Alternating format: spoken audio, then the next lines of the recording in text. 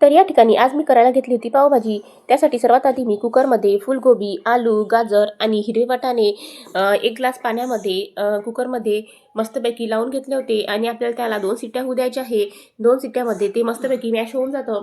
तर या ठिकाणी पहा मस्तपैकी 2 शिट्ट्या झालेल्या आहेत. त्यानंतर मी कुकर उघडून घेतला आणि त्याला रईने मॅश करून घेतलं.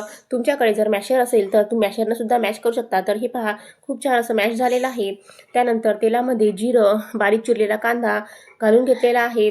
त्यानंतर कांदा आपल्याला छान होऊ द्यायचा आहे. त्यामध्ये जिरं पावडर, धने पावडर, हळद, लाल तिखट घालून घ्यायचं आहे आणि लाल तिखट घातल्यानंतर त्यामध्ये आपल्याला 1 मोठा टोमॅटोसुद्धा घालून घ्यायचा आहे.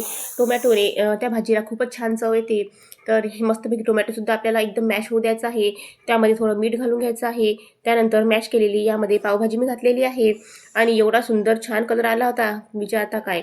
तर या ठिकाणी मी एव्हरेस्टचा पावभाजी मसाला घेतलेला आहे. या पावभाजी मसाल्याशिवाय तर त्या पावभाजीला चवच येत नाही. तर या ठिकाणी मस्तपैकी माझी पावभाजी बनून तयार आहे. शेवटी मी यावर कोथिंबीर घालून घेतलेली आहे. त्यानंतर 2 पाव घेतलेले होते, त्याला मधातून कापून घेतलं होतं आणि तव्यावर थोडं तेल टाकून त्याला शेकून घेतलं होतं. तुम्हाला जर बटर आवडत असेल तर तुम्ही बटर टाकून सुद्धा शेकून घेऊ शकता. मला बटर आवडत नाही म्हणून मी आणखीन तेल टाकून घेतलेलं आहे. चला मग तुम्ही सुद्धा या पावभाजी खायला. Bye bye.